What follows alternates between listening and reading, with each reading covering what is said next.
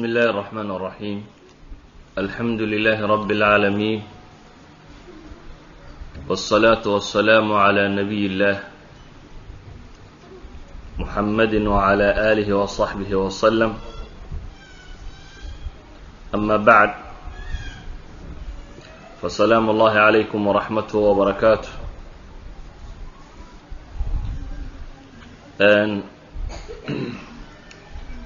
waxaan isku dayayaa inaan cabbaar sharxo mowduucaasi ku saabsiisan samafalka loo samafalayo labada waalid oo xaqiiq ahaan marka la eego ka mida waxyaaba ugu waaweyn ee islaamku uu la yimi, wakhtiyadan dambena ka mida waxyaaba ugu waaweyn ee muslimiintu ay dayaceen. samafalka labada waalid loo samafalaa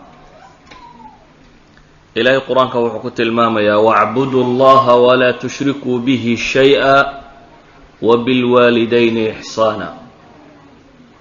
wacbudu llah, alle subxaanahu wa tacaala fii suurati الnisaa wuxuu leeyahay ilaahay caabuda oo cidnaba ilaahay ha ugu shirig yeelina, ilaahay xuquuqdiisa qira. alle iyo rasuulka dabadiina cidda ugu xaq mudane kale la xaq siiya waa waalid. walidalik ba alle subxaanahu wa tacaala leeyahy wabilwaalidayni ixsaana, labada waalidna sama u sameeya ba alla yidhi subxaanahu wa tacaala, ixsaan mutlaqa o aan waxba ku qeydnayn. aayad kale ilaahay wuxuu leeyahy waqadaa rabuka anlaa tacbuduu ilaa iyaah wabilwaalidayni ixsaana ima yabluganna cindaka alkibara axaduhuma aw kilaahuma فلا تقل لهما أف ولا تنهرهما وقل لهما قولا كريما واخفض لهما جناح الذل من الرحمة وقل رب ارحمهما كما ربياني صغيرا.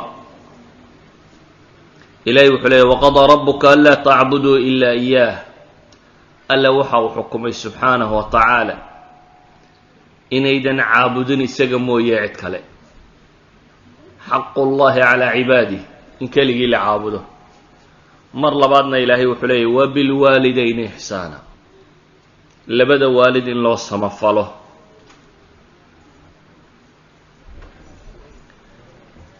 waa mas'alo aada u muhima runtii. aynu leenahay ilaahay subxaanahu wa tacaala cibaadadiisa shayga ku xiga laa ilaaha ila allah muxamadun rasuulu llah, oo alle xaqiisa iyo xaqa nebi muxamed salawaatu ullaahi wasalaamu calayh qofka mu'minii markuu qiro, xaqa ku xiga ee laga rabo inuu qiro ee min xuquuqi lkhalq ka tirsani waa labada waalid. ilaahay wuxuu isku xidhay labada waalidu samafalkooda iyo cibaadadiisa. wuxuu kaloo isku xidhay mahadnaqa alle loo mahadnaqo iyo labada waalid mahadnaqa loo mahadnaqo. wawasayna alinsaana biwaalidayh xamalathu ummuhu wahnan calaa wahn wafisaaluhu fii caamayn an ishkur lii waliwaalidayka ilaya almasiir wain jaahadaaka calaa an tushrika bi ma laysa laka bihi cilm falaa tuطichuma وصاحبهما في الدنيا معروفا واتبع سبيل من أناب إلي ثم إلي مرجعكم فأنبئكم بما كنتم تعملون. في سورة اللقمان الله سبحانه وتعالى وحت المام يا وحان أدر دار ما يبا إلهي لا يفريا بني آدم كاللبدي سوالد هو يا أوركو سيدي با إلهي لي ومدبدا la rafanaysay. wax fudud maaha qof bini aadami inuu qof bini aadam oo kale calooshiisa ku sidaa, haddana uu nuujiyo oo 2 sano nuujiyo. ilaahay subxaanahu wa tacaala markaa wuxuu leeyahy an ishkur lii waliwaalidayk. cid wax nimcaysata alla weyn subxaanahu wa tacaala, nimcooyinka ugu badanna isagaa ku galladaystay bini aadamka. ilaahay wuxuu leeyahy aniga iyo abaalguda oo ii mahadnaqa mar labaadna waxaa u mahadnaqdaan baa alla leeyahy subxaanahu wa tacaala labadiinna waalid. waayo cidda labaad ee mudan in loo mahadnaqa waa labada waalid. mahadnaqa labada waalid xataa kuma xidhna diinta, xataa hadday gaalo yihiin waa loo mahad celinaya, hadday faasiqiin yihiin waa loo mahad celinaya, hadday ahlu kufri yihiin oo ilaahay ay ka gaaloobeen haddana xaqoodii way leeyihiin waalidnimo iyagoo gaala ah. waalidkaayoo gaal ah waan ilaahayba rumaysnayn xaqii waalidnimadu haddana leeyihi. saa awgeed baa ilaahay leeyahy laa yanhaakum allahu can aladiina lam yuqaatiluukum fi ddiini walam yukhrijuukum min diyaarikum an tabaruuhum watuqsituu ilayhim in allaha yuxibu lmuqsitiin. ilaahay wuxuu leeyahy subxaanahu wa tacaala alla idinkama reebayo kuwii aan diinta idinkula diririn ee dhulkiina idinka soo saarin inaa u samafashaan. aayadda waxaynu wada garanaynaa inay qisadii asmaa bintu abi bakar ku soo degtay. hooyadeed intay timi ilaahay rasuulkiisa iyo hooyaday baa timi oo yacni aan weli islaamna soo gelin sidaa ka muuqatee ma u samafalaa, oo dabeetana uu markaasi ku tilmaamay nebigu salawaatu ullaahi wasalaamu calayh aayaadkan ay ku soo degeen. waxaan leenahay in loo mahad celiyaa labada waalid xataa diinta kuma xidhna. hadday gaalnimo baxtiya rumaysan yihiin way leeyihin mahadnaqoodii.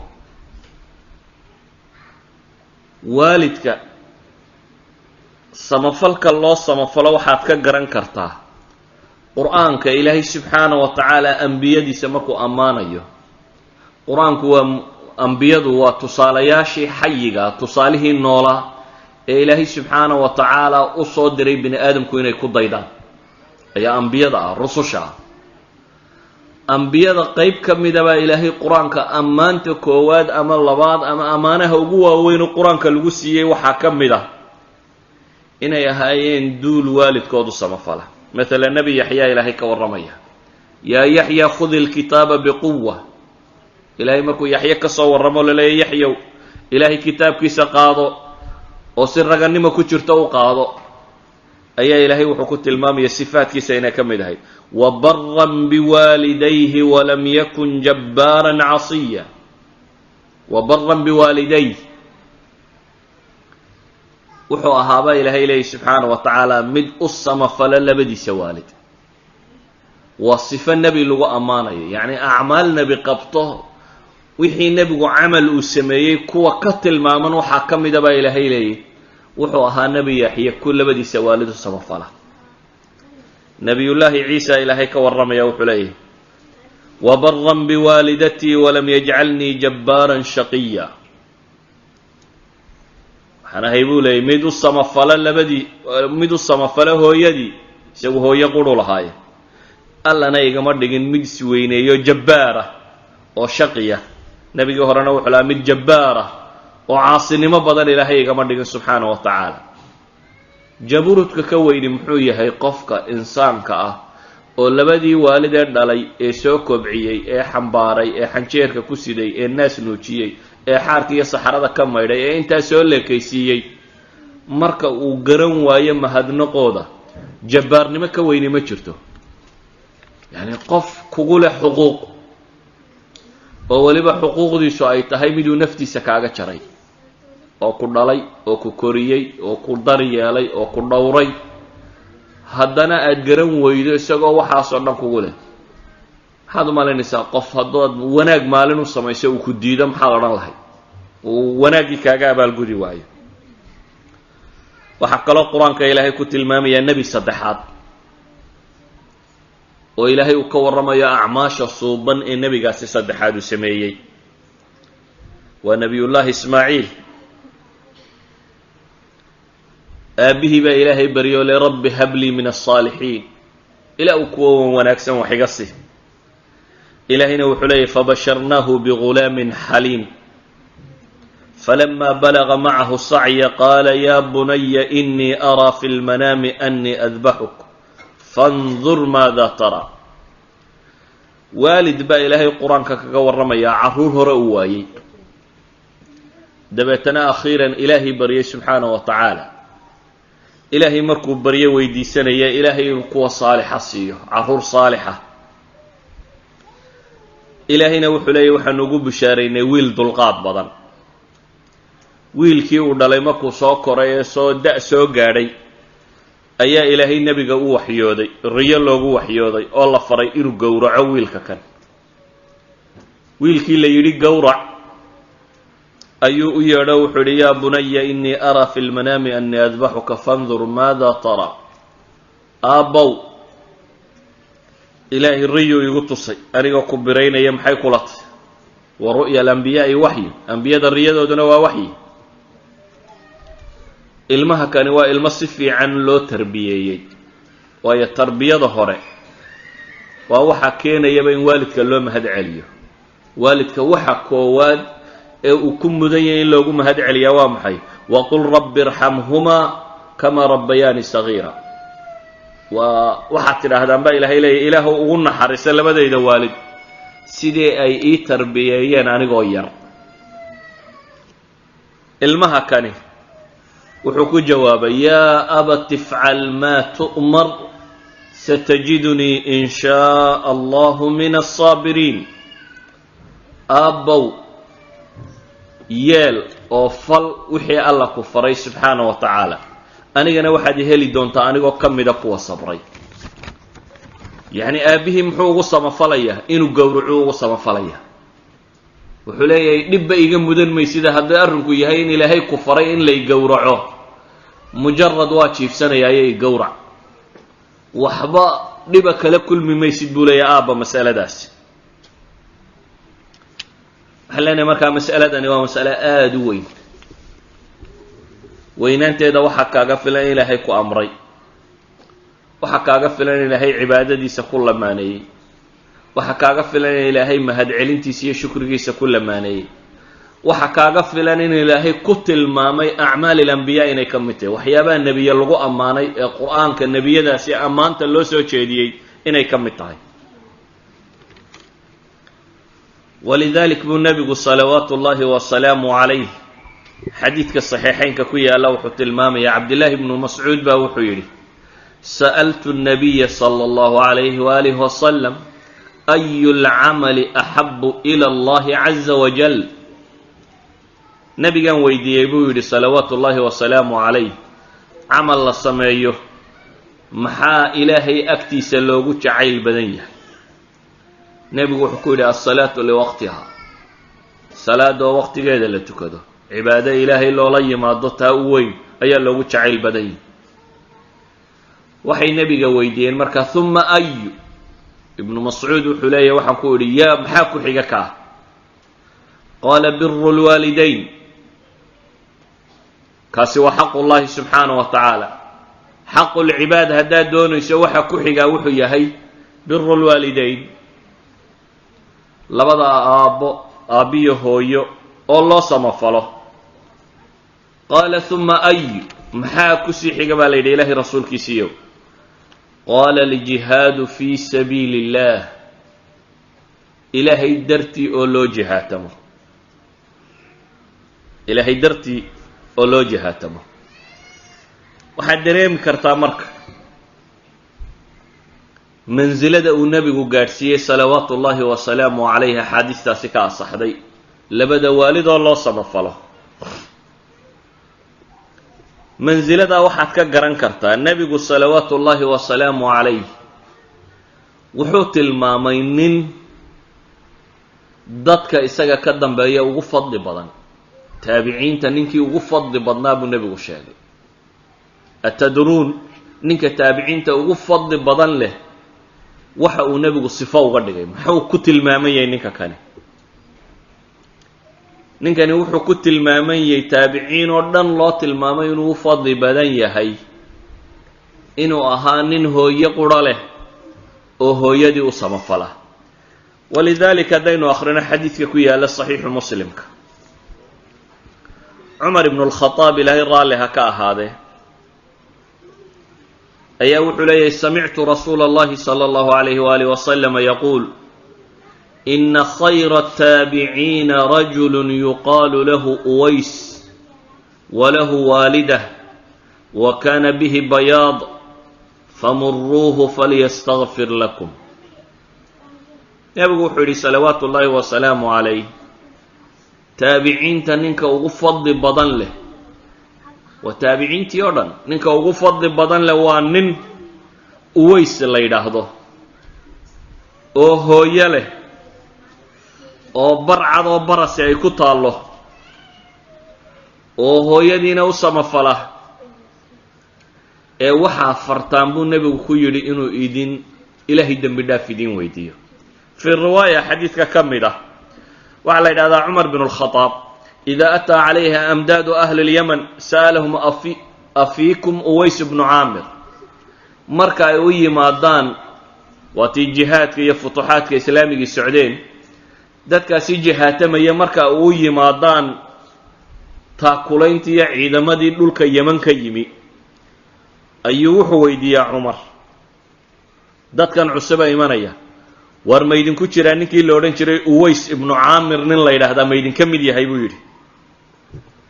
ilaa iyo maalintii dambe uu uways laftiisa la kulmay, markaasuu uways ku yidhi anta uways ibnu caamir, war ninka la yidhahdo uways ee ina caamiri maadiga ah. uways baa wuxuu yidhi qaala nacam, haa waa aniga. qaala min muraad uma min qaran, ma ninka qabiilka muraad la yidhaahda ka dhashay baa tay ee weliba jilibka ama lafta qaran la yidhaahda kasii tirsan ninkaa miyaa tahay buu ku yidhi. qaala nacam, haa buu yidhi. cumar wuxuu kaloo weydiiyey fakaana bika barasun faburi'ta minhu ilaa mawdica dirham, ma waxaa tahay ninka baraska qabi jiray intay baras ku dhacday wada caddaaday haddana ilaahay uu ka bogsiiyey dirham in leeg mooyaane, yacnii in shilin oo kale inuu ku dhegsan yahay in leeg mooyaane ka bogsaday miyaa tay? qaala nacam, haa buu ku yidhi. cumar wuxuu ku yidhi laka waalida, war ma ninka hooyadii nooshe hooyada le baa tay? qaala nacam. cumar wuxuu hubinayaa ninkani inuu yahay ninkii uu nebigu tilmaamihiisa sheegay. tilmaamahaasi uu nebigu u sheegayna waa sida ka muuqata xadiidka, waxaad arkaysaa inuu qabiiladiisa sheegay oo laftu ka sii yahay uu sheegay, oo inuu hooyo leeyahay uu sheegay, oo inuu xanuunsan jiro baras ku dhacay uu sheegay, oo inuu ka bogsaday uu sheegay, oo inuu weli bar leeyahay ku hadhay oo caddaana uu sheegay. wuxuu ku yidhi markaasi cumar, markuu ninkii hubiyey buu wuxuu ku yidhi waxaan maqlay ilaahay rasuulkiisa oo leh ya'tii calaykum uways bnu caamirin maca amdaadi ahli yaman min muraadin uma min qaran kana bihi barasun fabara'a minhu ilaa mawdaca dirhamin lahu waalidatun huwa biha barun low aqsama cala allahi la abarah fain istatacta an yastagfira laka fafcal. waxaan nebiga ka maqlay buu yidhi isagoo yidhi salawaatu ullaahi wasalaamu calayh, uways ibnu caamir baa idiin iman doona oo ciidamada taakulaynta ee yaman la socda, oo nin qabiilkaasi muraada ka tirsan oo jilibka qaran la yidhaahda ka sii tirsan oo baraskaasi qabi jiro ka bogsaday oo hooyo lahaa oo hooyadii u samafali jiray. weliba wuxuu nebigu yidhi buu yidhi low aqsama cala allahi la abara, ilaahay hadduu ku dhaarto ilaahay dhaartiisa wuu rumeeyaa. hadduu yidhaahdo waxaasi wallaahi baan ku dhaartay saasay noqonayaan, sidii uu yidhi baa ilaahay ka dhigaya subxaana wa tacaala. hadduu ilaahay ku dhaarto dhaartiisaasi ilaahay wuu u rumaynayaa, siduu yidhi bay noqonaysa. ee wuxuu nebigu yidhi buu yidhi salawaatu ullaahi wasalaamu calayh, ninkaa haddaad aragto oo aada weydiisan karto inuu kuu weydiiye ilaahay dembi dhaaf, cumaroo waxaad tidhaahdaa ninkaa war ilaahay dembi dhaaf ii weydii, ninkaa ilaahay dembi dhaaf ii weydii ku dhe buu yidhi. cumar markaa intuu ninkii u yimi buu yidhi fastakfir lii. waa cumar bin alkhadaab oo min alcashara almubashiriin ka mid ah. wuxuu yidhi war yaa uways ilaahay dembi dhaaf ii weydii buu ku yidhi. ilaahay buu dembi dhaaf u weydiiyey. cumar wuxuu ku yidhi xaggaad ku socotaa markaa uwaysow? uways wuxuu yidhi kuufaan ku socdaa. cumar baa wuxuu ku yidhi markaa aan waraaq kuugu qoro badhasaabka ama waaliga ama caamilka ninka muslimiinta uga wakiilka ah meesha la yidhaahdo kuufa, aan waraaq kuugu qoro. uways wuxuu ku yidhi akunu fii khabraa'i nnaasi axabu ilay, dadka masaakiinta aan ciidaba aqoon inaan ka mid ahaadaa baan ka jeclay waraaqaha iyo waxaas iyo maamulada iyo nimanka aad sheegayso, waxba hay qorin buu leeyahy, bulsho weyntaydaa ka mid noqonaya. sanadkii labaad ama sanad ka dambeeya ayaa nin baa soo xajay odayadoodii ka mid ah, qabiilkaasi odayadoodii ka mid ah. cumar baa la kulmay. markuu ogaaday ninkani inuu reeraha ka tirsan yahay buu cumar wuxuu ku yidhi war uways maaragta. ninkiibaa uways ka warramo wuxuu yidhi taraktuhu rafa albeyti qaliila almataac. uways haa waan ka imiyo dee nin guri yaroo buuloo iska liita ku jiro o aan waxba haysanin, waaxid min fuqaraa'i almuslimiin isagoo ah ayaan ka imi buu yidhi. cumar ninkii wuxuu ku yidhi markaa waryaahe nebigaan ka maqloo leh ninkaasi hadduu idin yimaado caynkaasi intuu sifooyinkiisii sheegay, war ninkii dembi dhaaf weydiisan karaa, ninkii odhan kara ilaahay dembi dhaaf ii weydii ha weydiiya buu yidhi. nebigaa sidaa ka maqlay. ninkii markuu noqday buu dee waa nin reeraha ka tirsanaayo oo odayadooda ka mid ahaaye baa uways raadiyey. markuu uways soo helayna wuxuu ku yidhi istakfir lii, war uways ow ilaahay dembi dhaaf ii weydii. uways baa wuxuu ku yidhi ninkii waaradaa iminka xajka ka yimo ilaahay dembigaaga soo dhaafee, anta axdathu cahdan bisafarin saalix fastakfir lii, adaa safar fiican ka yimi buu yidhi, waxaana la yaqaanaa ducada qofka musaafirka inuu ka mid yahay dadka mustajaabu dacwo ahe, ilaahay inoo weydiye adigu buu ku yidhi uways. ninkiibaa wuxuu ku yidhi may istakfir lii, uways ow adigu dembi dhaaf alla ii weydii. uways baa isna ku celiyo o yidhi waaradaa xaj ka yimiyo safar fiicane adigu ilaahay dembi dhaaf inoo weydii. haddana wuu ku celiyo wuxuu yidhi waar ilaahay dembi dhaaf inoo weydii. markuu arkay ninkani siduu ugu adadagiyay buu uways baa garto wuxuu ku yidhi waryaahe war ma cumar baad aragto ku yidhi, ma cumar binulkhataab baad la kulantay? qaala nacam, haa buu yidhi. dabeetana ilaahay buu u bariyey ninkii. uways wuxuu necbaystay markaa in dadkoo dhami ogaado la yidhahdo ninkan baa khayr badan iyo waa kana laga barakaysto. innaga keenna wax isku ogaadaa wuxuu jecel yahay in dadkuba wada gartee. wuxuu nacay in la yidhaahdo hebel baa halkan maraya. dabeetana ninkii intuu u duceeyey buu iska tegey baa la yidhi. uways dib umay arag.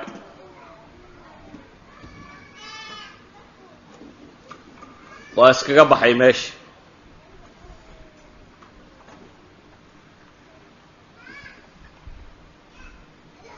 ninkii waxaa la yidhahdaa wuxuu siiyey ay isku reerka ahaayeen hal burdo oo fiican, yacni macawis wanaagsan oo kale. uways markay dadku arkaan waxay odhan jireen min ayna liuwaysin hadihi lburda, wareedhan uways maradan yar quruxda badan le maanta xaguu ka keenaa la odhan jiray. yani nin iska miskiino dadka iskaga dhex jira buu ahaa. mara inuu helaabaaba noqotay wax dadka agtiisa ku weyn, hal mara ah in lagu arko. xadiidka maxaynu u daliishanaynaa? waxaynu u daliishanaynaa in uways ilqarani fadiilada koowaad ee nebigu ku sheegay salawaatu ullaahi wasalaamu calayhi waxa weeyaan inuu hooyo lahaa oo hooyadii u samafali jiray.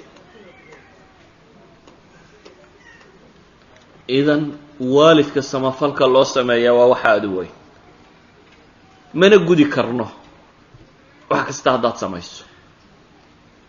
xanjeerka hooyadaayoo aad ka dhici gaadho naxdintay naxdo, waxaad samaynayso o dhami ma gudayaan. walidalik buu nebigu salawaatu ullaahi wasalaamu calayh xadiidkii kale saxiixu muslimka ku yaalay waa kii lahaa laa yajzi waladun waalida ila an yajidahu mamluukan fayashtariihi fayuctiqah.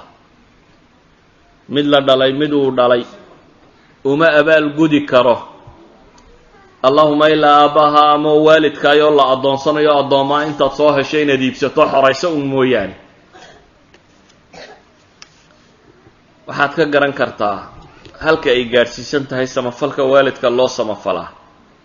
mucaawiya ibnu jaahim assulami ayaa nebiga u yimi salawaatu ullaahi wasalaamu calayhi. dabeetana wuxuu ku yidhi yaa rasuula allahi innii kuntu aradtu ljihaada macak abtagii bidalika wajha allahi waddaara alaakhira.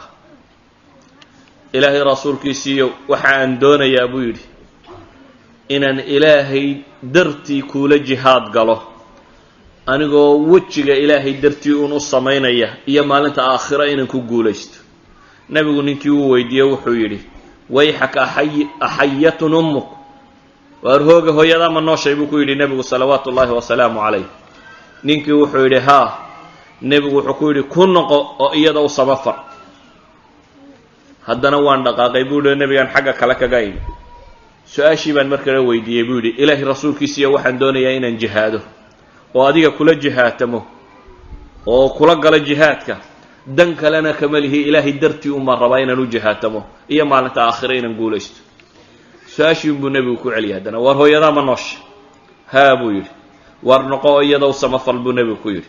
mar saddexaad buu ku soo noqday ninkii, markaasuu yidhi ilaahay rasuulkiisiiyo jihaad baan doonayaa, waxaanan rabaa inaan ku raaco ilaahay dartii usoo jihaatamo ee ma yeelaa, wax dan kalena kama lihi. su-aashiisiibuu ku ceshaday. nebigu markii saddexaad wuxuu ku yidhi wayxak ilzam rijlaha fatama aljanna. war waxaad raadinaysaa soo maaha inaad janno aakhira gasho, ilzam rijlaha, waar hooyadaa addinkeeda qaba buu yidhi oo hay, jannadu waa halkaasay buu ku yidhi nebigu salawaatu ullaahi wasalaamu calayh. sow janno un maaha waxaad doonaysaa buu nebigu leeyihi, addinka hooye un xeji, isagaa jannadiiya buu nebigu yidhi salawaatu ullaahi wasalaamu calayh. xadiidka imaam النisaa'i iyo ibnu maaja warinaya, sheekh alalbanina wuu tasxiixinaya. idan waxaan leenahay mansilada waalidka oo loo samafalo waa la hilmaama, wax fudud baana la mooday, laakiin waxaynu leenahay waa mansilo aada u sarraysa, waa janno aada iska dayacday. haddii labada waalid mid ka midun ilaahay nolol kugu soo gaadhsiiyo oo aada janno geli kari weydo, adaa dayacay jannadaadii. walidaalik waxay isweydiinta le maxaynu ugu samafalnaa, maxaynu u qabannaa waalidka, sidee loogu samafalaa, waa maxay samafalka laynaga rabaa? kow waxaan leenahay waxa koowaad aad ugu samafasha ha noqdo naar aad ka badbaadiso iyo janno aad ugu yeedho. samafal ka weyni ma jiro. kow adigoo waalidkaa khayr u horkaca oo wanaag ugu yeedha oo janno u horseeda oo naar ka badbaadiya. waxaa kugu filan xadiidka imaamu muslim uu soo wariyey, abu hurayra saxaabigii la odhan jiray ayaa wuxuu yidhi kuntu adcuu ummiya ila alislaami wa hiya mushrika. hooyaday ayaan ugu yeedhi jiray buu yidhi islaamnimada, hooyadayna gaalad bay ahayd buu leeyay. waa saxaabigii abu hurayra la odhan jiray. hooyadayoo mushrikada ayaan u iman jiray buu yidhi, markaasaan odhan jiray buu yidhi hooyo islaam, oo diinta iyo khayrka iyo wanaagga u sheegi jiray. islaamtuna way ku madax adkaato, way diidi jirtay. maalintii dambaan u imi buu yidhi sidii caadadayda ahayd, oo anigoo weli wuu xidhiidhinaya, kama quusan, waayo waa hooyadii, kamuu quusan inay islaamto uun mar uun. waan u imi buu leeyay anigoo raba inaan idhaahdo hooyo iska islaam, diintaada qaado. dabeetana waxaabay i maqashiisay buu yidhi, fa asmacatnii fii rasuuli illaahi maa akrah. nebiga caydiisii baabay maqashiisay buu leeyay. islaamta waa gaalad. dabeetana islaamta islaha islaamta buu leeyay wax aan nacay ayay nebiga ka sheegtay salawaatu ullaahi wasalaamu calayh. anigoo ooyayaa nebiga u tegay buu leeyay abu hurayre, anigoo ooyaya ayaan ilaahay rasuulkiiusuu tegay. dabeetana waxaan ku yidhi bu yidhi yaa rasuula allah, inii kuntu adcuu ummiya ila alislaam fata'baa calay fadacawtuha alyawma faasmacatnii fiika maa akrah fadcu allaha an yahdiya umma abu hurayra. ilaahay rasuulkiisiiyo hooyo islaamkaan ugu yeedhi jiray, maantana waan u tegay anigoo islaamnimada ugu yeedhaya. dabeetana adigaabay ku caydoo wax kaa sheegtay, laakiin weli kamuu quusan hooyadii. ee ilaahay rasuulkiisiiyo waxaan kaa baryayaa buu leeyay inaad ilaahay ii barido in ilaahay hooyo ii hanuuniyo, hooyo in ilaahay qalbigeeda xaqa geliyo. ilaahay rasuulkiisiiyo alla ii bari buu ku yidhi. nebigu salawaatu ullaahi wasalaamu calayh wuxuu yidhi allaahumma hdi umma abi hurayra, ilaahayow abu hurayre hooyadii u hanuuni. wuu u duceeyey nebigu salawaatu ullaahi wasalaamu calayh. markuu arkay ilmaheedii siduu ugu baarigayay iyo siduu u jeceliyay inay xaqa haleesho, ayuu nebigu u duceeyey isagoo leh ilaahow abu hurayre hooyadii qalbigeeda xaqa geliya. allahuma hdi umma abu hurayra. abu hurayra wuxuu yidhi anigoo markaa ducadii nebiga ku bushaaraysan iyo ku faraxsan ayaan ka baxay buu yidhi nebiga salawaatu ullaahi wasalaamu calayh. hooyaday gurigeedii markaan albaabka gaadhay buu yidhi faidaa huwa mujaafun, waxaan arkay buu yidhi albaabkiiyo ay soo xidhatay hooyo, qolkii yaray ay deganaayeen albaabkiiyo ay soo xidhatay baan arkay buu yidhi fasamicat ummii khashfa qadamay, hooyaday waxay maqashay buu leeyay deeto kabahayga sanqadhoodii, cagahayga digdigteeda, socodkaygii ayay maqashay buu yidhi. waxay igu tidhi buu yidhi markaa makaanaki ya abu hurayra, gurigii albaabkii way soo ceshatay, sanqadhaydiina way maqashay. waxay igu tidhi buu yidhi markaasi halkaaga iga joog abu hurayrow. waxaan maqlay buu yidhi dabeetana biyaha sanqadhoodii, hooyadii way qubaysanaysaa oo biyay ka balaqbalaqsiinaysaa. waxaan maqlay buu leeyay khadkhadat ilmaa, biyaha sanqadhoodii baan maqlay. hooyaday way qubaysatay buu yidhi oo way maydhatay, dabeetana diriceedii bay gashatay. waxay ka soo degdegtay buu yidhi inay khimaarkeedii soo xidhato, iyadoo degdegaysay albaabka iga furtay. markaasaa waxay igu tidhi buu yidhi yaa abaa hurayra ashhadu an laa ilaaha ila allah wa ashhadu anna muxammadan cabduhu wa rasuuluh. islaantu ducadii nebiga alla u aqbalay subxaanahu wa tacaala. abaa hurayra intuu sii maqnaa baa ilaahay qalbigeeda diintii ku riday. dabeetana way iska qubaysatay oo way islaamtay. iyadoo qubaysanaysu abu hurayrana u yimi, waxay markaasi u sheegtay markay albaabka ka furtayba ashahaad bay kala hortimi iyadoo ashahaadanaysa.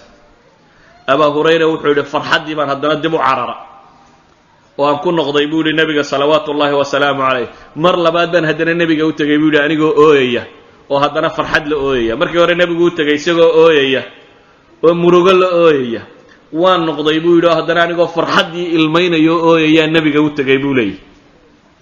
waxaan idhi buuhi yaa rasuula allahi abshir qad istajaaba allahu dacwatak wa hadaa umma abi hurayra. ilaahay rasuulkiisiiyo u bushaarayso, ilaahay waa aqbalay baryadaadii, abu hurayre hooyadiina ilaahay waa soo islaamiyeen. faxamida allaha waahnaa calayhi wa qaala khayra. nebigu salawaatu ullaahi wasalaamu calayh markaas buu ilaahay u mahad celiyey oo ammaanay oo khayr sheegay. waxaan idhi buu yidhi ilaahay rasuulkiisiiyo waa abu hurayre, weli hooyadii buu khayr lasii raadcaynayaa kale. waxaan idhi buu yidhi ilaahay rasuulkiisiiyo udcu allaha an yuxabibanii ana wa ummii ilaa cibaadihi almu'miniin wa yuxabibahum ilayna. ilaahay waxaad kaloo noo barida aniga iyo hooyadayba in ilaahay dadka mu'miniinta ana jeclaysiiyo, annaguna aanu jeclaano. inay mu'minkunana jeclaadaan, annaguna aanu jeclaanno, ilaahay noo bari. mar labaad buu haddana nebigu u duceeyay abu hurayre isagoo leh allaahuma xabib cubaydaka haada, ilaahu addoonyarahaaga kana, isagoo abu hurayre u jeeda nebigu, wa ummah ilaa cibaadika almu'miniina waxabib ilayhim almu'miniin. ilaahu abu hurayre iyo hooyadii dadka muslimiintaa jeclaysii, iyagana qalbigooda jacaylka dadka mu'miniintaa ku rid. abu hurayra wuxuu leeyahy famaa khuliqa mu'minun yasmacu bii walaa yaraanii ilaa axabanii. may dhicin buu yidhi markaa qof mu'mini inuu imaqlo ama uu i arko ilaa iyo ilaahay unbaa i jeclaysiiya. abu hurayre dadka mu'miniinta o dhan waa wada jecel yihin. xadiidku wuxuu ku yaalaa saxiixu muslimka. waxa koowaade markaa waalid loogu samafalaa waxa weeyaan baynu leeyahay sidaa abu hurayre inaad u dadaasho, oo ah waalidkaa haddaad ku og tahay inuu baatil ku sugaya ama gardarro ku sugaya ama diin la-aan ku sugayay, inaad u dadaasho in ilaahay xaqa waafajiyo. waxa lagu dadaalee waalid loogu samafalo waxaa ka mid ah inaad raalli ahaanshiyahooda raadacaysid oo aanad marnaba ka cadhaysiinin, marnaba inaanad ka cadhaysiinin. walidalik baa xadiidka imaamu tirmidi uu warinayo, sheekh ilalbaanina uu taxsiininayo, wuxuu nebigu leeyahy salawaatu ullaahi wasalaamu calayh rida rabbi fii rida alwaalid wa sakhatu rabbi fii sakhati alwaalid. nebigu wuxuu yidhi ilaahay raalli ahaanshiyihiisu waxay ku jirtaa raalli ahaanshiyaha labada waalid, cadhada ilaahayna waxay ku jirtaa cadhada labada waalid. waalidkaa haddaad ka cadhaysiiso ilaahayna waad ka cadhaysiisay subxaana wa tacaala. haddaad ka farxisana ilaahayna subxaanahu wa tacaala waad ka farxisa. idan labada waalid samafalkooda wax fudud maaha.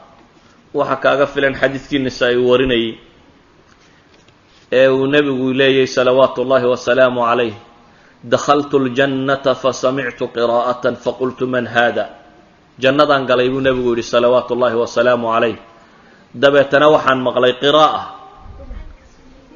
waxaan idhi buu yidhi waa kuma kani? waxa laygu yidhi buu yidhi waa xaarithata bnu nucmaan. nebigu wuxuu yidhi salawaatu ullahi wasalaamu kadalika albiru wa kana baran biummi. samuhu waa sidaa, janno in lagu galo samaha weeyaan. xaarithata bnu nucmaanna wuxuu ahaa hooyadii mid u samafala buu nebigu yidhi salawaatu ullahi wasalaamu calayh. waxaan leenahay markaa labada waalid wax loogu samafalo waxa ugu horeeya inaynu ilaahay ugu yeedhno subxaana wa tacaala. labada waalid wax loogu samafalo waxaa ku xiga inaynu raalli ahaanshiyahooda doonno, oo ah inaynu ateecno. waxa kaaga filan inuu nebigu salawaatu ullaahi wasalaamu calayh inoo tilmaamay xadiidkii saxiixa ahaa. wuxuu nebigu yidhi mahdiga ama dharabta cid ku hadashay ma jirto saddex mooyaane. reer banu israiil yani saddex ayaa dharabta ku hadlay, iyagoo carruur yaryaroo xoolka saaran ama dharabta saaran ayay hadleen buu yidhi. saddexda waxaa ka mid ah ciisa bnu maryam, nebiyullaahi ciisa. waxaa ka mid ah saaxibu jurayj wiilkii yaraa ayaa ilaahay uga hadliyey. saaxibu jurayj waa kuma? kan baynu inagu u soconnaa mowdica shaahidka ah. jurayj wuxuu ahaan jiray nin caabida, dabeetana wuxuu samaystay sawmica, meel ka baxsan dadka oo gaara, oo yacni masaajid yaroo kale ah oo ilaahay un ku caabudo. meeshiisii isagoo iskaga jiro, waa nin cibaado u go-ay. isagoo halkiisii ku cibaadaysanayaa hooyadii u timi. isagoo salaad ku jiray hooyadiisa soo taagtay, dabeetana way yeedho waxay tidhi yaa jurayj bay hortiisa ka tidhi sawmacadii. jurayj wuxuu isweydiiyey markaa, yaa rabbi ummii wa salaatii buu leeyahy. ilaahu maxaan yeelaa buu leeyahy, salaaddii iyo hooyada yeedheedii baa iskhilaafay. jurayj hooyadii inuu samafalana wuu doonayaa, inuu cibaadaystana wuu doonayaa. hooyadiina waxay ku soo beegantay wakhti uu salaad tukanayo. dabeetana wuxuu isweydiinayaa, ilaahayow hooyo iyo salaaddii baa iskhilaafay. laakiin jurayj wuxuu door biday inuu salaaddiisa iska sii wado. salaaddii buu iska sii tukaday. hooyadii way tagtay markaas. markuu salaaddii dheeraystay ayay iskaga tagtay. maalintii dambe ay soo noqotay. maalintii dambena waxay timi isagoo weli salaad ku jira. yaa jurayj ayay tidhi markaa, war jurayjow, isna sidii buu yidhi rabbi ummii wa salaati. ilaahayow hooye iyo salaaddii baa iskhilaafay ee yamaan doortaayoo kale. dabeetana fa aqbala calaa salaati, salaaddiisii buu iska sii waday. islaantiina waa raagsato, waa iskaga tagtay. maalin saddexaaddii bay haddana timi. haddana waxay ku soo beegantay isagoo salaaddii ku jira. yaa jurayj bay tidhi. haddana wuxuu yidhi ilaahayow hooye iyo salaaddii waa iskhilaafsan yihiin maantana. salaaddiisii buu iska waday. islaantii marka kan way habaartanta. allaahuma laa tumithu xataa yandura ilaa wujuuhi lmuumisaat bay tidhi. ilaahayow jurayj naftaha ka qabanin isagoo aan dumarka xunxun wejigooda arag bay leedahay.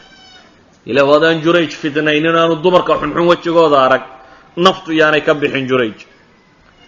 nebiguna salawaatu ullaahi wasalaamu calayh saddex buu yidhi habaarkooda waa la aqbalaa.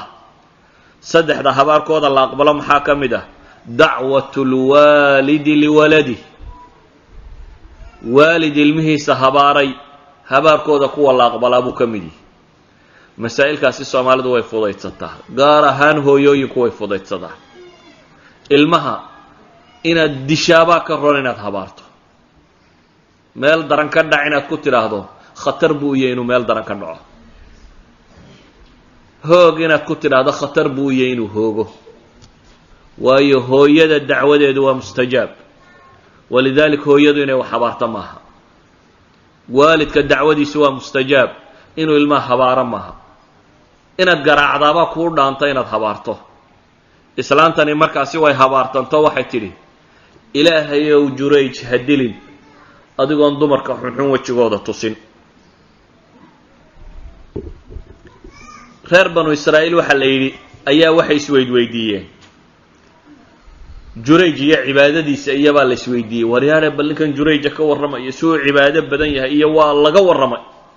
reer banu israa'iil waxaa ka mid ahayd baa la yidhi gabadh xun oo dumarka xunxun ka mid ah, laakiin haddana gabadh ilaahay qurux badan siiyey ahayd. quruxdeeday ku qaddo. walidaalika ayay gabadhani waxay tidhi haddaad doontaan bay tidhi Jurayj anaa soo fitnayn. waa gabadh aada u qurux badan laakiin aan fiicnayn, nimcada alla siiyey subxaana wa tacaala abaalkeedii aan garan. waxay tidhi in shi'tum la aftinanna, haddaad doontaan anaa soo fitnaynaya Jurayj.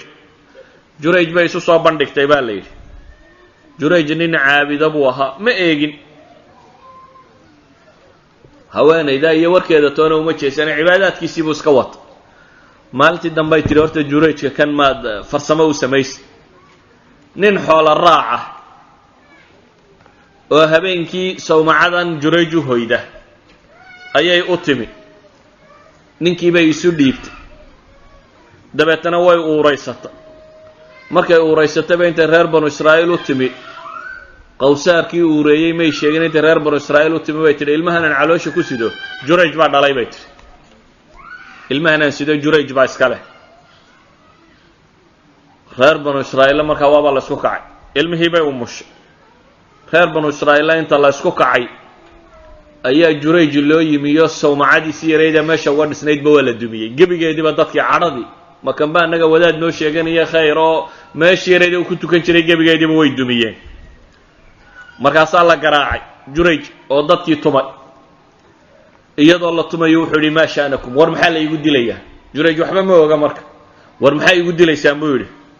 qaaluu zanayta bihada albagiy fawaladat minka, gabadhan xun baad ka zinaysatay baa la yidhi oo dabeetana ilmay kuu dhashay. Jurayj markaasuu yidhi ayna sabiy, ilmahay dhashay mee? ilmihii baa la keenay.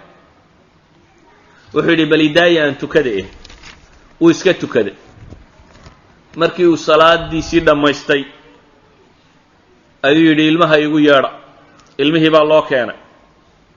ilmihii buu intuu caloosha ka gujiyey Jurayj wuu tukadoo ilaahay buu baryey, dembigana muu gelin. intuu caloosha ka gujiyey ayuu yidhi yaa ghulaam man abuuk, waar wiilyow yaa ku dhalay buu ku yidhi. ilmihii yaraa. ilaahay wiilkii yaraa buu ka hadliyo wuxuu yidhi fulaan arraaci, qawsaarka xoola raaca hebela baa dhalay buu wiilkii yaraa yidhi. Jurayj baa lagu soo noqdo markaa dadkii ay dhundhunkadeen oo la muslaxay. deetana waxaa la yidhi sawmacadaadii masaajidkaagii yaraayo dahabaanu kuu dhisaynaa baa la yidhi. naagta xuna habaarqabtadii been bay kaa sheegaysay. sawmacadaadiiyo dahaba ayaanu kuu dhisaynaa. waxba dahabna ha iga dhisina buu yidhi dhoobadaydii dib iigu sameeyo dhoobadii ka dhiga.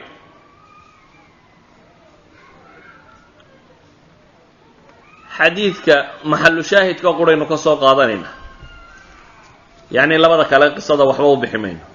xadiidku muxuu tilmaamayaa? dhowr shay buu tilmaamayaa. haddaad si kasta taqi u tahay oo hooyadaa gacmaha cirka u taagta inaad khatar ku sugantahay wuu tilmaamayaa. waayo Jurayj wuxuu ahaa maxay? nin ahlu cibaado ah oo taqwo lagu yaqaan oo karaamadani ninkay ka dhacayso ahaa. ilma intuu caloosha ka gujiyo inuu iska hadlo ilmuhu oo sheego waa Jurayj ninkay ka dhacaysa. maca daalik hooyadii hal midhay ku habaarto waxay tidhi ilaahu Jurayj aan naftu ka bixin intaanu dumarka xunxun wejigooda arag. dee Jurayjna waaba loo soo qabsaday gabadh xun in la yidhaahdo adigaaba ka dhalay oo loo qabsado. ilaahay waa tusiyey. waxay kale oo tilmaamaysa qofku hadday acmaashiisu wanaagsan tahay inaan ilaahay hoojinin subxaanahu wa tacaala. oo Jurayj wuxuu ku badbaaday ee dembi kale uu kaga sii badbaaday. ilaahay subxaanahu wa tacaala taacadiisu isku sugnaanaya. waxaa kaloo xadiidkuu tilmaamaya salaaddu had ku jirtaa hadday sunno tahay oo hooya yeedho ama aabba yeedho waxa xaq leh in aabba la ajiibo ama hooyo loo yeedho adoo salaad sunna ku jira salaadda waad ka baxaysa waayo salaaduna waa sunne ijaabada waalidkuna waa waajib faralka ka bixi maysid faralka ilaahay baa loo tukanaya lagama baxayo waa waajib saw ama salaad sunna adigoo ku jira hadday hooyo yeedho hee inaad tidhaahdaa bay xaq u leedahay ood salaadaada sunnadaa ka baxda waayo yeedhmadeeda ijaabadeedaa waajib labada ah jurayj wuxuu iska dhagamaray hooyadiiyo salaad buu doortay oo salaadunbuu sii waday iyadoo waalidkiina uu yeedhayo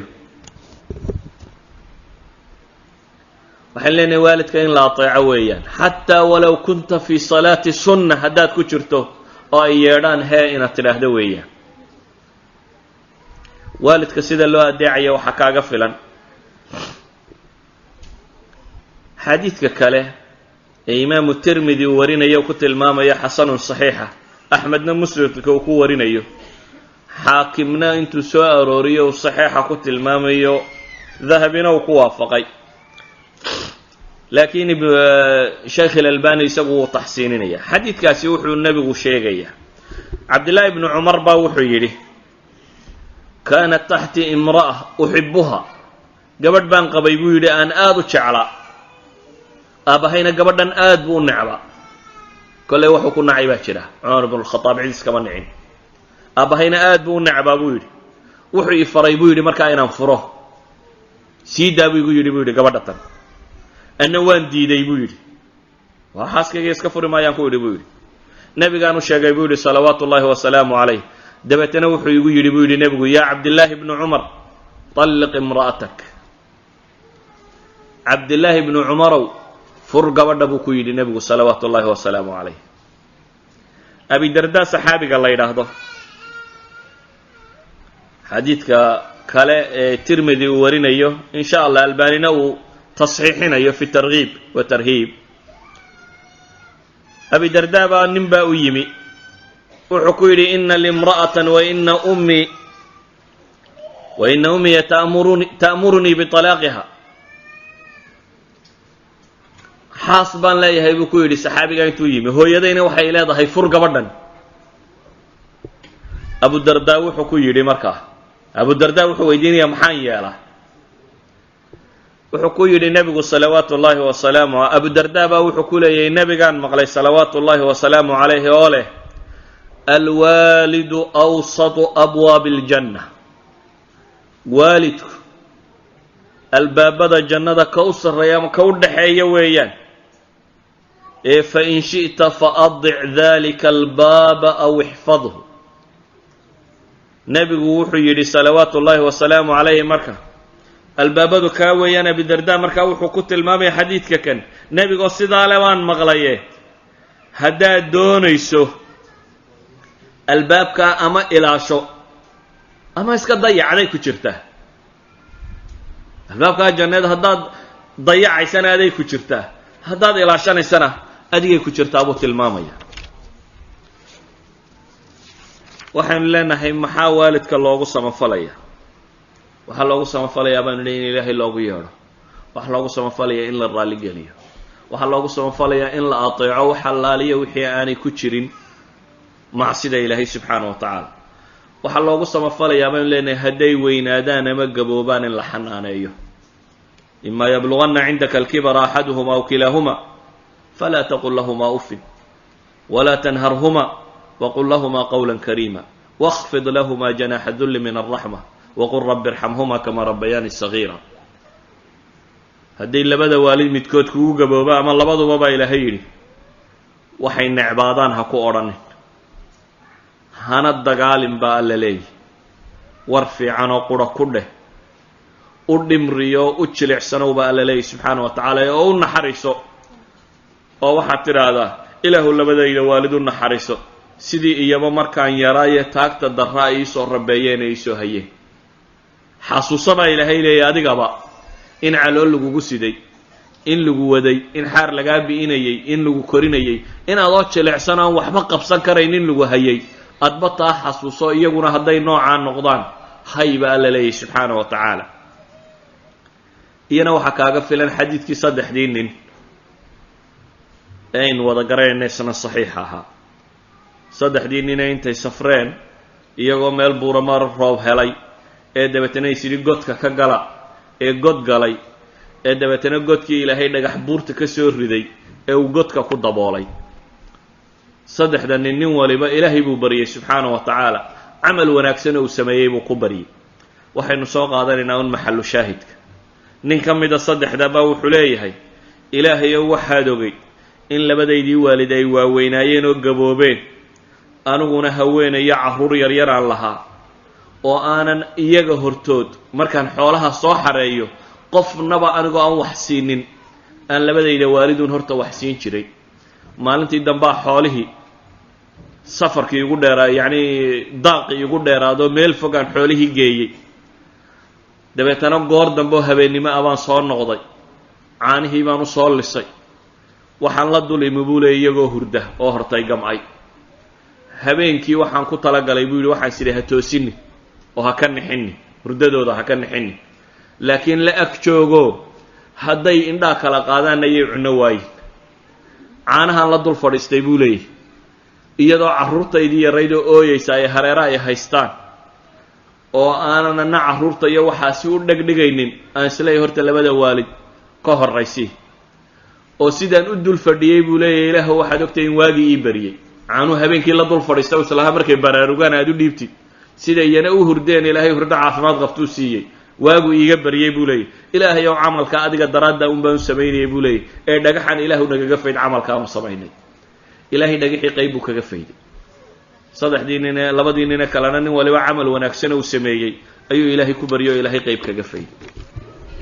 idan waxaan leenahay waxaa loogu samafalayaa in la dhowro oo la ilaaliyo.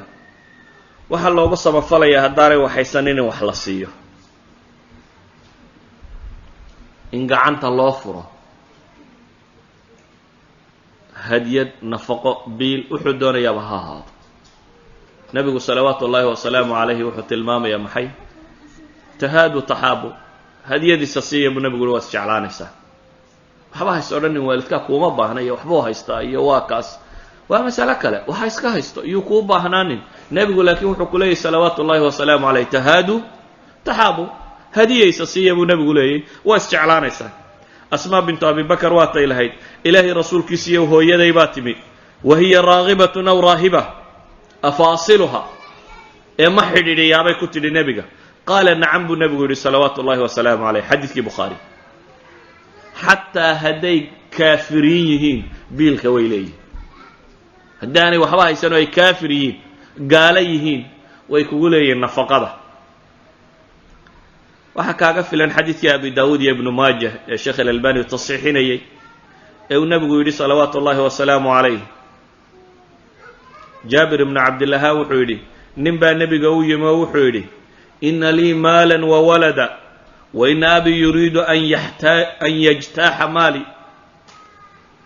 nin baa u yimi nebiga wuxuu yidhi, ilaahay rasuulkiisiiyow, xoolo iyo carruurba waan leeyahay, aabbahayna wuu yimi oo wuxuu doonayaa inun xoolahayga iska qaatee maxaa yeelaa?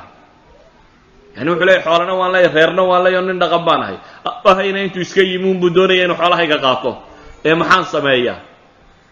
nebigu wuxuu ku yidhi, anta wamaaluka liabik. adiga iyo xoolahaba aabbahabaa iskule buu ku yidhi. xoolahan leeyaho wuu iga qaadaya aabba, waxaasi ma jirtee, anta wamaaluka liabik buu nebigu ku yidhi. adiga iyo maalkaad sheegaysaba odaygaale buu nebigu yidhi salawaatu ullaahi wasalaamu calayh. walidalik bay a'imati lfiqi waxay leeyihiin nafaqada horta kollayba way leeyihiin hadday baahan yihiin, xataa hadday gaalo yihiin bay leeyihin. waxaynu leenahay waalidka maxaynuugu samafallaa? waxaynuugu samafalaynaa xataa hadday dhintaan kuway iyagu jeclaayeen ay xidhiidhin jireen inaynu xidhiidhinno. waxaa la yidhahdaa cabdillaahi bnu cumar ibnu alkhadaab ayaa uu isagoo soconaya ayaa waxaa ka hor yimi, makuu ku soo socday baa la yidhi. dabeetana waxaa ka hor yimi baa la yidhi nin reer miyiya. dabeetana cabdillaaha salaamay.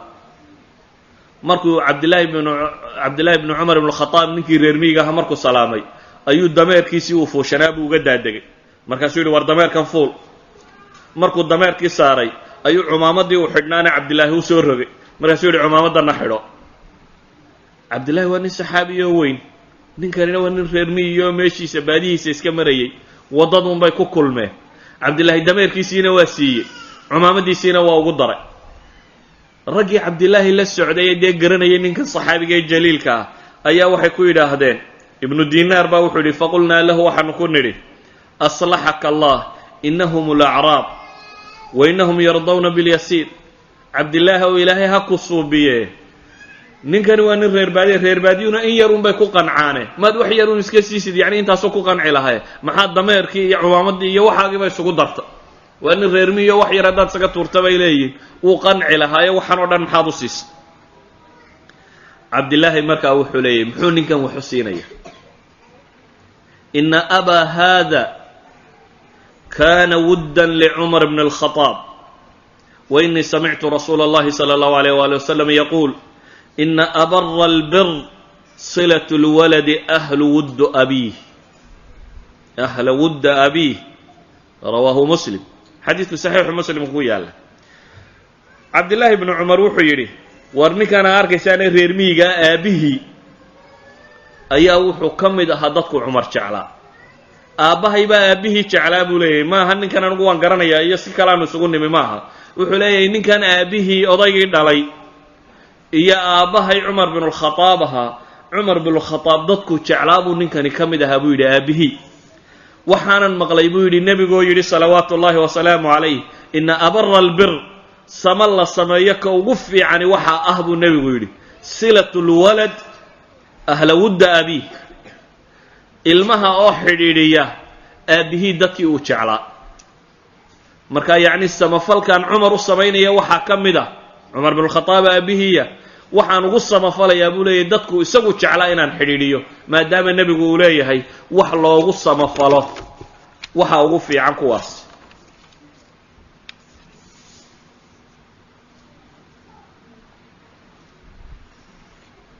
waa idin daaliyey, laakiin waxaan arkayaa weli mawduucani mawduuc xaqiisa la mariyay inaanu ahayn.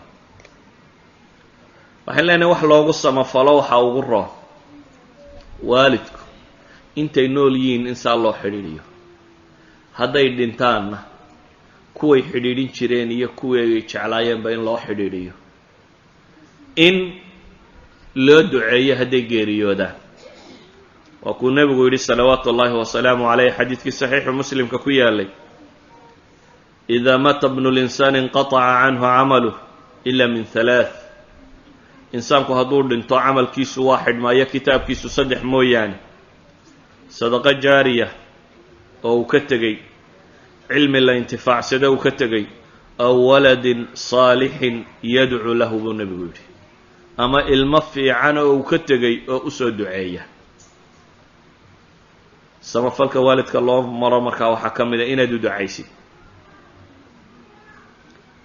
waxaa kaaga filan xadiidka ibnu maaja uu warinaya, albaanina uu xasan ku sheegay, ina rajul laturfac darajatuhu fi اljanna fayaquulu ana hada fayuqaalu biاstigfaari waladika lak. qof baa jannada gala buu nebigu yidhi, dabeetana jannada meeshii uu joogay unba kolba loo dallacaa, meel ka sarraysaa la geeyaa. dabeetana wuxuu yidhahdaa ilaahay ou xaggu ka yimi, camalkan dheeraadka ee laysii wadee jannadan laysii kordhinaya. dabeetana waxaa lagu yidhaahdaa buu nebigu yihi biistikfaari waladika lak, ilmahaagaa ilaahay dembi dhaaf kuu soo weydiiyey. yani ilmahaaga inaad u rabaysato xabaasha haddaad gasho inuu ku anfaco adduunka daaya, oo inuu kuu soo duceeyo oo aad darajadaasi hesho. waxaa kaaga filan waalidku hadduu dhinto in wixii ay samayn lahaayeen loo sameeyo, haddaanu xajin in laga soo xajo, hadduu sadaqo bixin lahaa in loo sadaqeeyo. sidii xadiidkii burayda uu sheegayey, bayna ana jaalisun cinda rasuuli اllahi salى اllahu alayh wali wasalam, saxiixu muslimku ku yaallaa, id atathu imra'a faqaalat inii tasadaqtu calى ummi bijaariya wa inaha maatat. qaala faqaala wajaba ajruk waraddaha calayki اlmiiraahu. gabadh baa hooyadeedoo nool ayay jaariyad inan addoona u shaqaysa oo jaariyada bay siisay. dabeetana hooyadeed baa dhimatay. markay hooyadeed dhimatay, dee hooyadeed haddana iyadaa dhexlaysa, inantii ay hooyadeed siisayba haddana dhaxal ahaan dib ugu soo noqotay. marka waxay ka yara taxarujtay, waxay dhib ula yaro muuqday sadaqadii aad hooyadaas siisay haddana miyaad dib u qaadataa. nebigu wuxuu ku yidhi salawaatu ullaahi wasalaamu calayh, adigu ajarkaagiina waad leeday, ilaahay baana dhaxal kuugu soo celiyey xoolahaagii. yani iska qaado xoolihii mar dambe hadday kugu soo noqdaan, ajarkiina waad leedahay, ilaahay baa kuu sugay oo waad leedahay. waxay tidhi ilaahay rasuulkiisiiyo innahu kaana calayha sawmu shahr afa asuumu canha, bil soonteed baa lagu lahaye ma ka sooma? qaala suumii canha, ka soom buu nebigu ku yidhi. waxay tidhi hooyaday weligeed may xajin, afa axuju canha, ma ka xaja? qaala xujii canha, ka soo xaj buu nebigu ku yidhi salawaatu ullahi wasalaamu calayh. waxaan leenaha waxaa idinkaga filan xataa nebiyullaahi muxamed salawaatu ullaahi wasalaamu calayh, ilaahay wuxuu weydiistay inuu soo booqdo xabaasha hooyadii. wuxuu kaloo weydiistay inuu dembi dhaaf ilaahay u weydiiyo. nebigu xabaashii hooyadii markuu soo booqday buu ooyey, markaasay dadkii ag jooga oo dhami ooyeen. markaasuu nebigu wuxuu uhi istaadantu rabbii fi an astakfira laha falam yu'dan lii. ilaahay waxaan weydiistay inuu u dembi dhaafo hooyaday, ilaahayna ima ogolaanin. waxaan weydiisto kale buu yidhi inaan xabaasheeda soo ziyaarto, dabeetana wuu i ogolaaday. xabaalaha soo ziyaarta, aakhira idin xasuusin doonaan. kelima waaxida baan ku koobayaa markaa warkao dhan. kelmaddaasi waxay tahy in waalidka loo samafalaa waa arrin aada u weyn, diintana meel weyn kaga jirta. laakiin waa arrin u baahan inaynu ku tarbiyayna ilmuhu intuu yaryahay inaynu ku rabayno ilaahay cibaadadiisa iyo waxa uu dabadaa yeeli doono inaad in badan weydiiso. walidalik baa ilaahay qur-aanka wuxuu ku tilmaamayaa nebi yacquub oo markuu geeriyoonayay, am kuntum shahadaa id xadara yacquuba almowt id qaala libaniihi ma tacbuduuna min bacdi qaluu nacbudu ilaahaka wa ilaaha aabaa'ik ibraahiima waismaaciila waisxaaqa ilaaha waaxida wanaxnu lahu muslimuun. waxaa la tilmaamayaa luqmaan oo ilmihiisii u dardaarmay oo le yaa bunaya laa tushrik billahi ina shirka la dulmun cadiim. yaa bunaya inaha in takun mihqaala xabatin min khardal fatakun fi sakratin aw fi samaawaati aw fi lard ya'ti biha allah in allaha latiifun khabiir. yaa bunaya aqimi الصalaata waamur bilmacruufi wanha can اlmunkar wasbir calaa maa asaabaka ina dalika min casmi lumuur. waxaan leenahay masaladani waa mas'alo in badan dadku uu hilmaamay. ilmahana inaynu ku rabayno, inana inaynu waalidkeen u samafallaa.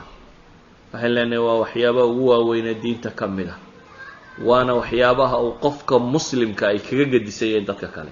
cilaaqada qoyska ka dhaxaysa waa waxa ay muslimiintu kaga gedisayeen mujtamacaadka kale. hadday cilaaqadaasi burburto wax inoo hadhay ma jiro. waxaan kusoo koobayaa, aniga iyo idinkaba ilaahay hayna wada waafajiyo. waalidiinteennii wixii dhintayna alla u naxariisto, kuwa noolla ilaahay khayrka ah waafajiyo. wallahu aclam billahi tawfiiq. jazaahu llah khayran sheekhana sheekh mustafa muxaadaradaasi qayimka leh ee uu noo soo jeediyey. ilaahay subxaanahu wa tacaala waxaan ka baryaynaa in shiikha uu ka ajar iyo xasanaad ka siiyo mowduucaasi uu noo soo jeediyey, annagana uu naga dhigo kuwa hadalka intiisa wanaagsan maqla isla markaana ku camal fala. waxaan u gudbi doonaa hadduu eebba idmo mowduucii su-aalaha, iyadoo aada mooddo su-aalaha inay u badan yihiin kuwa ka yimid dhinaca baaltooga ama internetka dadka ku jira oo aada u fara badan. insha allah intii waqtigu noo saamaxo ayaan soo gudbin doonaa. inta badanna mowduuca ayay ku wada saabsan yihiin. saa'ilkan dhinaca baaltooga ka soo qoray haddaan ugu hormariyo, waxa uu leeyahay sidee baan ula tacaamuli karayaa haddii waalidkay uu yahay waalid madax adag, isla markaana marar aan wax naseexo a yeelaynin, mararka qaarkoodna wax khaldan ii diraya, qaabkee u wanaagsan ee nula dhaqma? awalan waxaan leenahay horta waad amrantay waa inaad ilaahay amarkiisa fulisaa. haadihi waaxida, doorasho ma lihid. yani waxaad kala dooranaysa maaha, waa waajib ku saaran inaad fulisa, waa inaad fulisaa. waa marka labaadna waxay yidhaahdaan nimanka carbeed wanaaggu bay yidhaahdaan waa waxa dadka lagu addoonsado. qof kasta oo xun haddaad wanaag u samayso maanta berri saa dambe saakuun berrita wuu wanaagsanaanaya. aqalu maa yumkin xaggaaga wuu wanaagsanaanaya. ilaahayna waa ka qur-aanka inoogu tilmaamay idfac bilatii hiya axsan faida aladii baynaka wa baynahu cadaawatun kaannahu waliyun xamiim. qofka haddaad wanaagga adigu badiso oo aanad adna markood xuma ka aragto ama madaxaday ka aragto aanaad jikaar ka horkeenin, akhiiran wanaaggu midhihiisa wuu dhalaa. qof kasta oo mas'aladaasi haysato waxaan odhan lahaa haddii ay suurtagal tahay ha akhriyo sheekh axmed alqataan sheekha la yidhahda iyo aabihii qisada soo kala martay. axmed alqataan isaga iyo aabihii qisada soo martay waa qiso aada u dheer, macruufna maanta ah.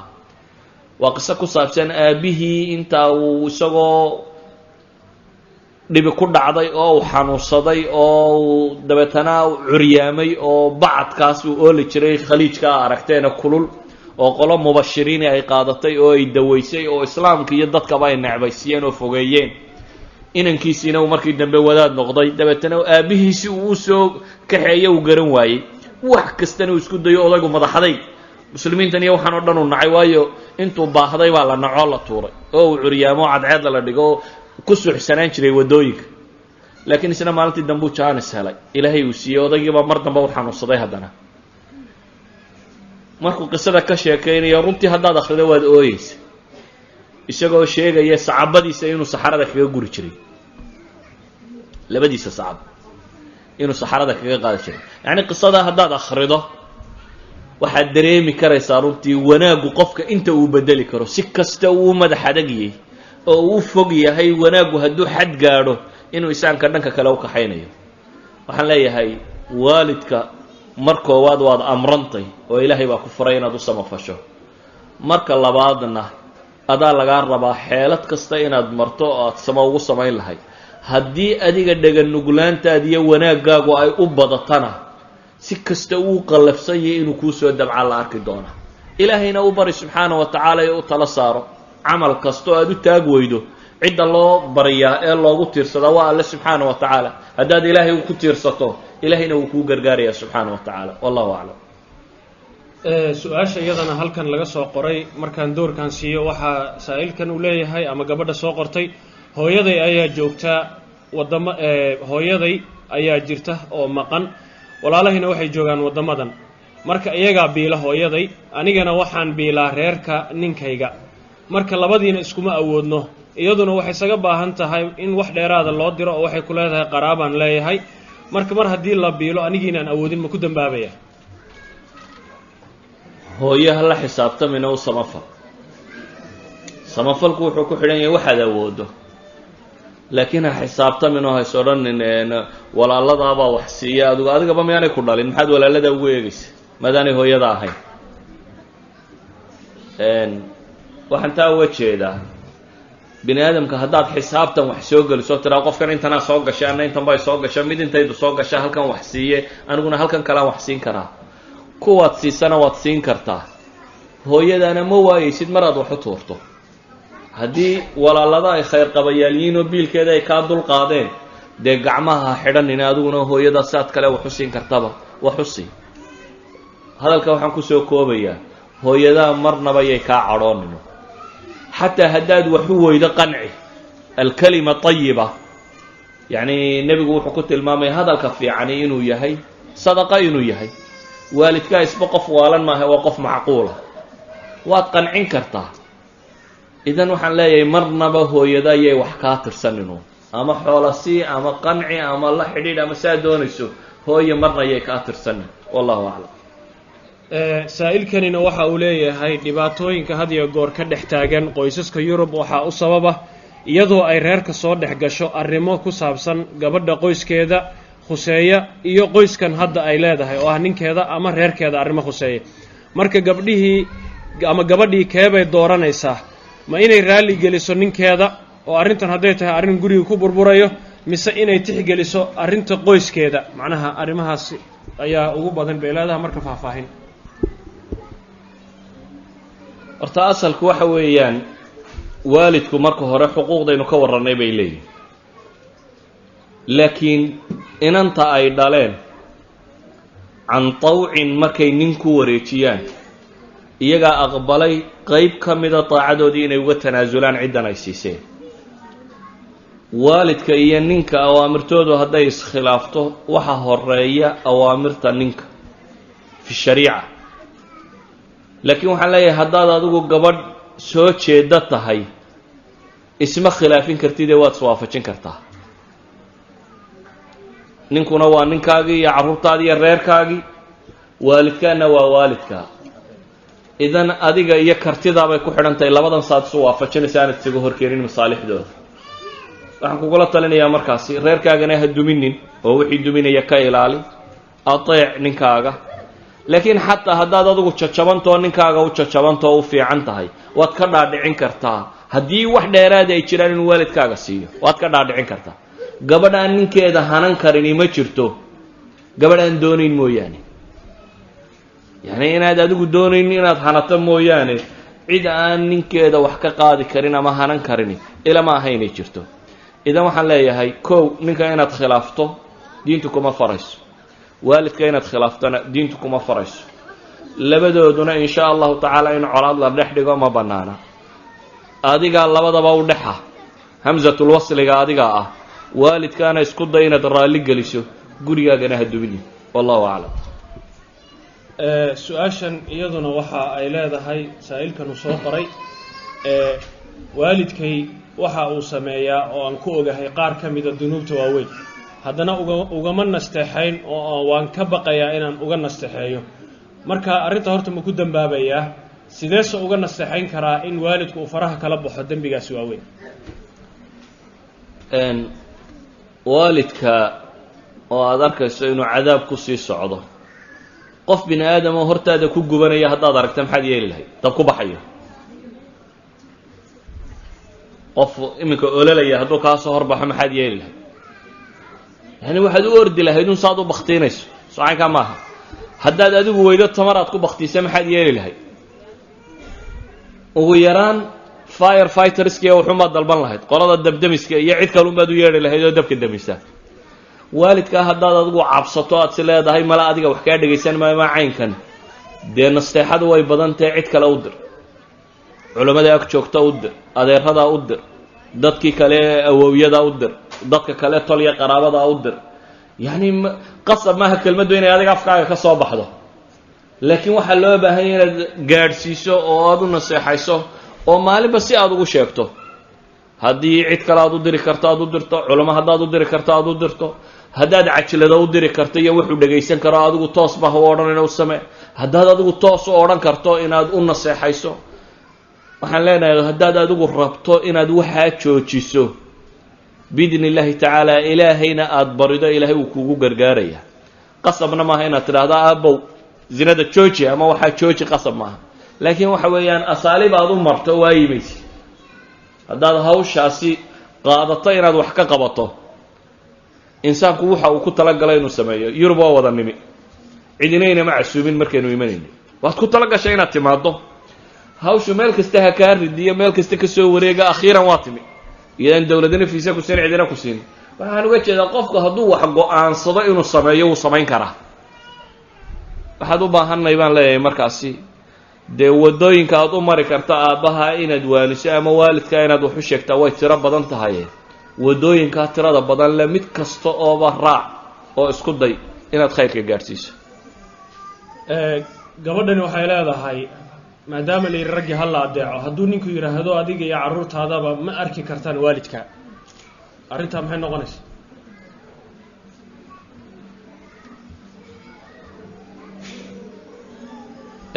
waxyaabaha family problemska ku saabsan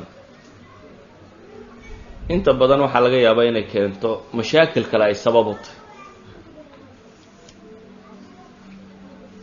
waayo family problemsku inta badan fataawi kuma fiicna, in mashkilada loo dhaadhaco la xalilay ku wanaagsan tahay. su-aal baan ku weydiinayaa, maxaa keenay inuunan yidhaahdo carruurtaydu ayaydood ma arki karta ama aabbahay ma arki ama awowgood ma arki karto, ama inani hooyadeed ma arki karto ama aabaheed ma arki karo? yacni waxaasi waa wax logistigiska marka hore caadigaa ka baxsan.